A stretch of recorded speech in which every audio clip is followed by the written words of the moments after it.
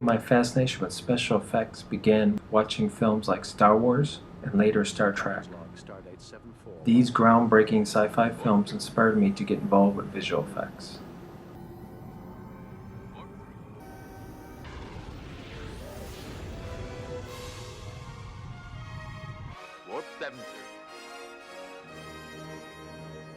Early effects were done primarily in camera. This means the effect was achieved before the film left the camera. In the early days, major film studios had their own matte and VFX departments. These were closed by the studios in the early 70s. Later, George Lucas would change the special effects industry in 1977 when he formed Industrial Light and Magic to work on a little movie called Star Wars, creating the first dedicated VFX studio.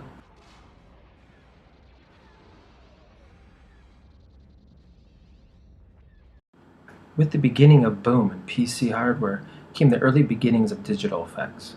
In 1982, the movie Star Trek II: Wrath of Khan used a 1-minute animated sequence, the so-called Genesis effect, which marked cinema's first entirely computer-generated visual effect, which was created by Al.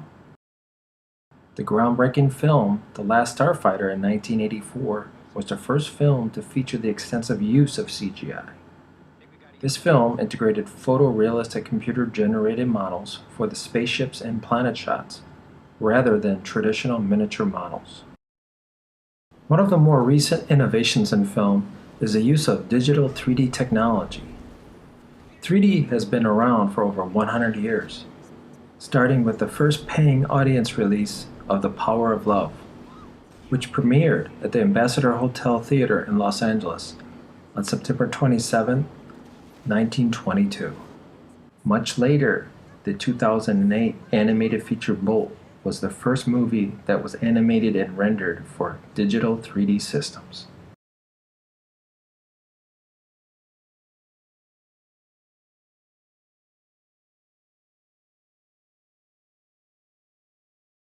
Dennis Muren, hired by George Lucas to work on Star Wars and help launch Industrial Light and Magic, went on to revolutionize the field that led to where VFX is today. Muren has won 9 Oscars, including visual effects awards for films such as Jurassic Park and Terminator 2. In 1989, Muren took off a year to learn Photoshop on a Macintosh. When he returned, he helped take ILM's effects into the digital age. That made possible the morphing T-1000 in Terminator 2 and the fleet-footed dinosaurs in Jurassic Park. My start in VFX was an intern for Trico Studios, a small production house in Culver City. I worked on the independent film Smitty, where I performed rotoscope and compositing. Roto is where you trace over digital images one frame at a time. It is a very detailed and tedious process requiring extreme accuracy within a few pixels. Now, compositing is assembling those digital images to alter the footage as the director intended. My first paying VFX position was with Sassoon Film Design in Santa Monica doing rotoscope for a 3D conversion. The environment started out very easygoing, learning from other experienced artists. The California labor laws do kind of protect people from being, exploited. The definition of hourly and exempt is very specific. So in California, we're somewhat protected by our labor laws. While working on my next project, I personally experienced some of the worst industry practices. Some of these included working 14-hour shifts 6 to 7 days a week, getting no overtime. Companies used misclassification of employee status to get around paying for overtime. While working at Stereo D in Burbank on the 3D conversion on Marvel's Captain America, I was pressured to work even longer shifts. Unfortunately, this is considered standard VFX industry practices by both companies and artists afraid to speak out. Fear and blatant intimidation by management ensured artists' compliance. Sadly, this is not just isolated to the VFX industry. Companies are taking full advantage of the longest economic downturn in American history. Visual effects have dominated Hollywood's box office and bottom line since 1977's Star Wars. Over the past decade, Feature films have seen its effects budget skyrocket from an average of 5 to 40 million and beyond. 43 of the top 50 films of all time have visual effects driving their story. Advances in visual effects have created more photorealistic sequences, meaning the shot appears as real to true life as possibly can. In essence, making the visual effects so totally convincing that the audience doesn't even see it. Almost overnight, visual effects have become the movie stars of major studio blockbusters. Visual effects drive the entertainment marketplace, entertaining billions of people across the globe while earning billions for the studios.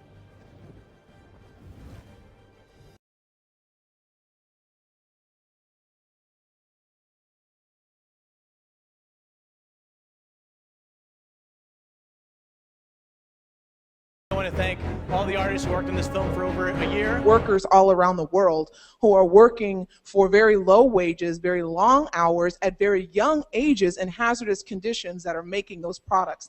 And that's the way that we'll see visual effects go if we don't stand up for ourselves and internationally form a block with principled and consistent demands so that there's nowhere else for them to go. There's nowhere for them to go if everyone has the same demands for healthcare, for safety, for ages that people are allowed to work, for hours so that people can spend time with their families. If we do that internationally, there's nowhere for them to go. There's nowhere for them to exploit people. One of the largest VFX studios in the business, Digital Domain, filed for bankruptcy September 2012. That is not the only casualty. Many other studios have gone out of business, gone bankrupt, or have gone to foreign companies. These VFX studios are going under because of a flawed business model.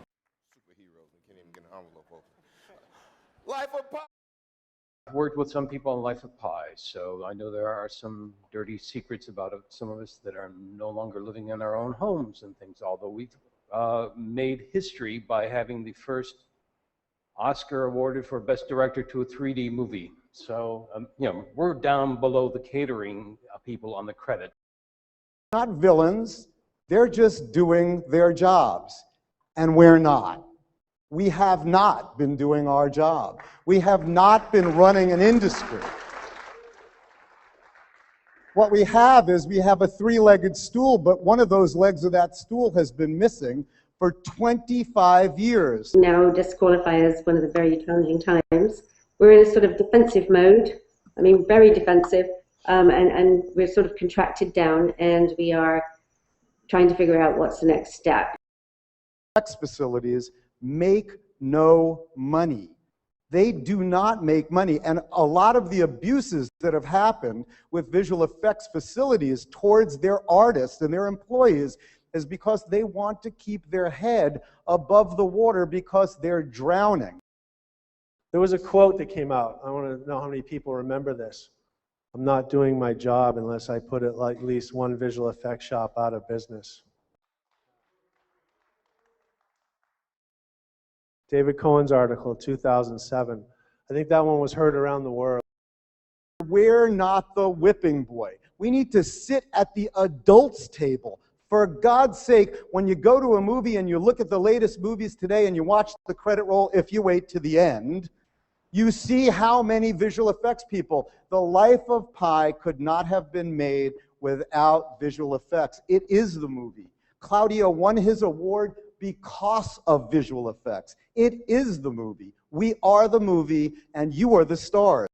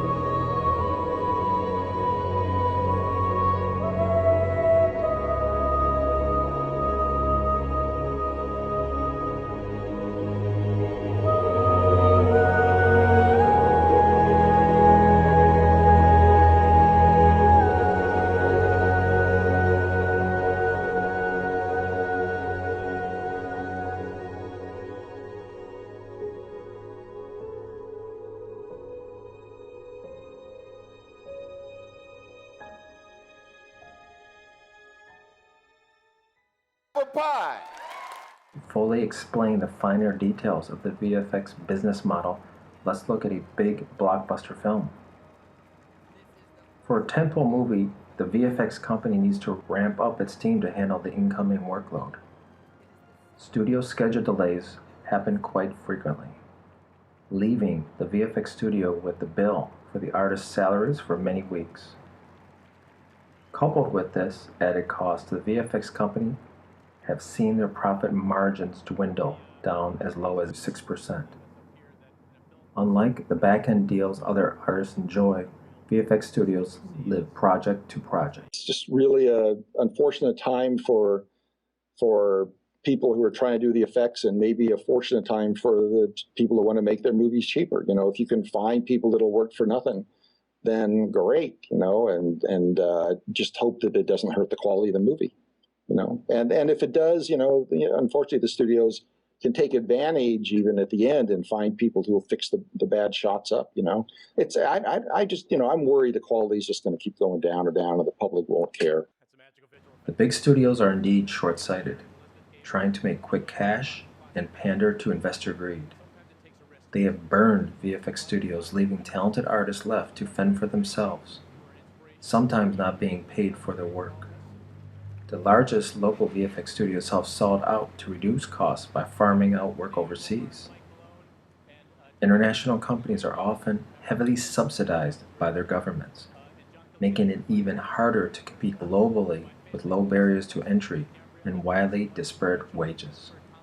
I'm not sure whether there'll be any such thing as a VFX company in 10 years. There's going to eventually be an implosion or a big meltdown. There's going to be an implosion where 3 or 4 or maybe even a half a dozen of these mega budgeted movies are going to go crashing into the ground, and that's going to change the paradigm again. It's not just the VFX industry going through turmoil, but the motion picture industry as well. Steven Spielberg and George Lucas predict an implosion in the film industry is inevitable. And what will come next will be price increases in movie theaters, where you're going to have to pay $25 for the next Iron Man. They also stated there will be massive changes in film exhibition, whereby fewer movies are released and stay in theaters for a year, along with those much higher ticket prices. The motion picture industry is in an extraordinary time of upheaval, where even proven talents find it difficult to get movies into theaters. What you're going to end up with is fewer theaters, bigger theaters, with a lot of nice things. Going to the movies is going to cost you $50, maybe 100, maybe 150.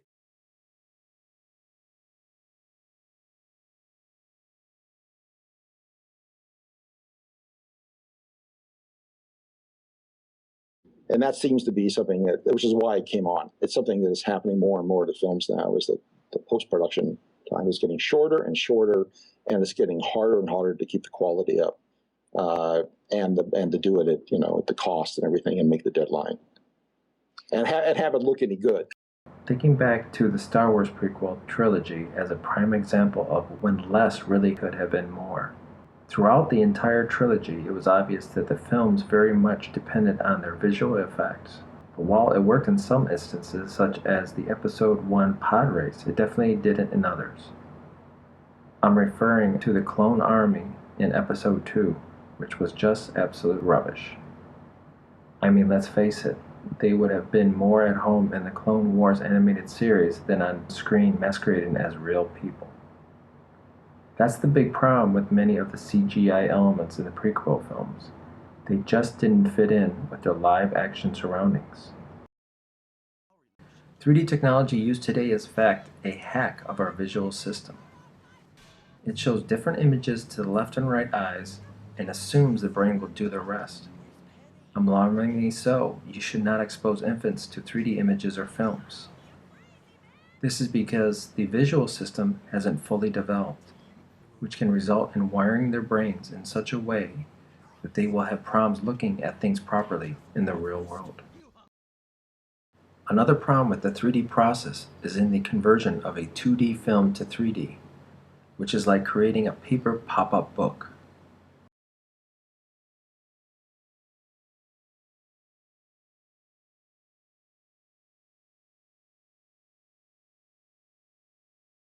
Hey, just show of hands, how many people applied to other colleges? Everybody. Okay. And how many of you got in to the other places you applied to? Shouldn't we all have the chance to be said yes to? At South Harmon, we say yes to you. If you can sign your name, that's all you need to do to get into the school. It's not like Rhode Island School of Design or Pratt Institute where you actually have to show some talent to get into an art school. I mean, go figure. Because if you can sign your name to a guaranteed student loan backed by the United States government, they will get their money, period. If you don't pay it, the United States is going to pay it. And then the poor kid gets out of school, realizes that, hey, I'm not working on Transformers. What happened to me being on Iron Man, designing Iron Man? Go to any major U.S. city and you'll notice signs for the local art institute, a post-secondary vocational school that teaches art, design, and media arts. All 50 schools are part of the Art Institutes, run by Education Management Corporation, which is owned by Goldman Sachs. There is a current lawsuit against the Art Institutes, stating it aggressively recruited unqualified students for a share of federal student aid.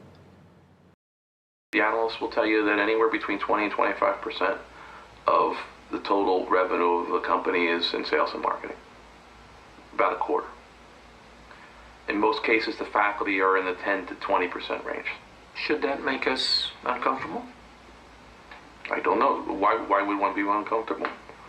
Well, you're spending more on getting me to come to the school than you are on the service you're providing once I'm there. I understand. Well, is that right? When I go and buy perfume for my mom, the chemicals in the bottle and the bottle itself amount to about 50 cents. The advertising amounts to $5 or $6. But you're not selling perfume. What makes education so special? For-profits have to get people's attention, and they do a very good job of getting people's attention. But we're going to get students to actually pay us for the privilege of working on our movies. Imagine, not only from the student's perspective, the excitement of working with digital domain and building your resume while you're in college, seeing your name in movie credits while you're a junior and a senior, telling your mom that you're not wasting your time in college. But imagine what this does for our studio. Junior, senior, graduate level students are going to be working in our digital studio. So while the rest of the industry is chasing cheap labor all over the world, labor that may be more affordable but it's very tough to manage, where quality is always an issue, we'll have this right under our nose at the Digital Domain Institute. Student labor. It's not only low cost, in our model it's free. We think as many as 30% of the jobs over the course of the next few years in our digital studio, principally in 3D stereoscopic conversion or dimensionalization, but also in visual effects, that 30% of our headcount will be student labor, working for free, thrilled to be doing that because they're building their experience, they're getting their college degree, and they're building their resume. So cheap labor is fine, not if you have to chase it around the globe. Free labor is much better than cheap labor, and in this case, even better, 30% of our workforce is going to be paying us for the privilege of working at the studio on our films. So on the one hand, it sounds like you're taking advantage of the students. I would have been thrilled if somebody took advantage of me that way. You can't teach talent in these schools. And shame on Goldman Sachs for playing this role again. Once again, we got Wall Street marching in and cleaning up. And it's just, it shouldn't be that way. Less than a year after giving the infamous "free labor is much better than cheap labor" speech, former CEO John Textor resigns, and Digital Domain Media Group closes its Port St. Lucie animation studio, costing the state of Florida $20 million in incentives given to them in 2012. Soon after, DGMG declares bankruptcy, and many of its freelance artists lost weeks of back pay. A lot of us made a bunch of commitments down here and bought houses, and I'm one of those that, you know, I believed in this place and went and invested in it, and now it's time to move on. So I got bills to pay. I got to keep that house.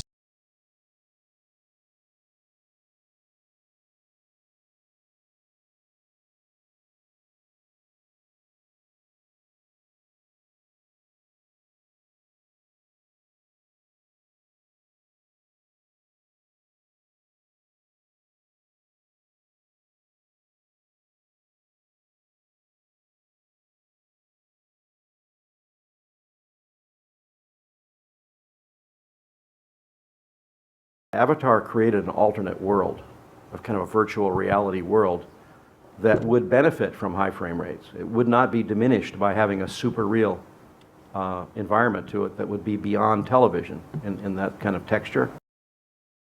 I am a big fan of 3D if it's done right. I think there's a new way of making these movies that is even different than what anyone's done before, that will be a lot more immersive in the story, you know, and it has to do with less cutting, little wider angle lenses, and really play it like it's in the theater instead of on the screen, and let scenes sort of evolve like they kind of do in a play. In the future, visual effects will help to transport our feelings, emotions, and perceptions. VFX can do so much more than just enhance movie reality. It can also create one for the audience. For me, I really like exploring the extreme future of what immersive imagery can be to human beings. And if you want me to talk about retinal displays and the whole thing that I think it's going to be, we're going to make images that go into your brain and bypass. You're not going to have a screen anymore if I have anything to do with it. With the shuttering of LucasArts games and the layoffs that followed, there's been a ripple effect within Lucasfilm that has led to layoffs at Industrial Light and Magic by their new owner, Disney. After the closing of LucasArts, a portion of its staff was left working only for ILM's VFX business, and ILM was not able to absorb all of these resources. Hopefully, this will not continue and lead to the loss of ILM altogether. Virtual reality, which is an extension of visual effects, will continue to develop, combining realistic environments in a form of hyper-realism. The movie The Matrix comes to mind, which asks the audience about this complete immersion. We might find ourselves lost within that world. This is already happening around us, with people being plugged to their phones and other personal devices, oblivious to their surroundings. One positive use of virtual reality could be that we can explore other worlds. I believe the real special effect lies out there in space. We need to get back to man's real nature, which is exploration. The human condition is something that right now, more than ever, needs a boost, providing the world with renewed curiosity and real hope. Dude, they hired a girl. They hired a girl. Oh, it's only midnight. All right, it's only 2 a.m. That's awesome. See that's Chicago. But that building right there, that one's from Singapore. So you want me to add one frame? Dude, I don't need this shit. I worked on Avatar. Isn't this supposed to come out next week? Dude, the render just crashed my Facebook. I think Facebook broke my render. Does anybody know how to send a fax? Yeah. Huh? No, it's cool. I'm rendering. You need this shot when? Oh, fucking Maya. Fucking After Effects. Fucking Max. Fucking Facebook. Oh, rotoscope. How the fuck am I supposed to track that? Did you just say the client wants me to roto smoke? Hey, you think somebody noticed if I put a penis in the matte painting?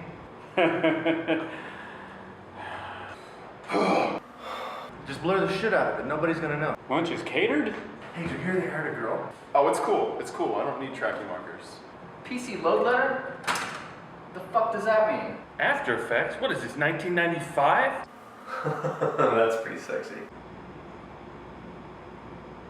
Lunch? Lunch? Lunch. Lunch. That's like one frame off. Fuck it. Fuck you. That's awesome. It's only midnight. It's disaster from any angle. Michael Bay would like this. Lens flares! Oh, fuck, I didn't save. Yeah, of course I took a picture with the bronze Yoda fountain. We gotta work Saturday and Sunday? This is awesome. I wonder if I can change careers.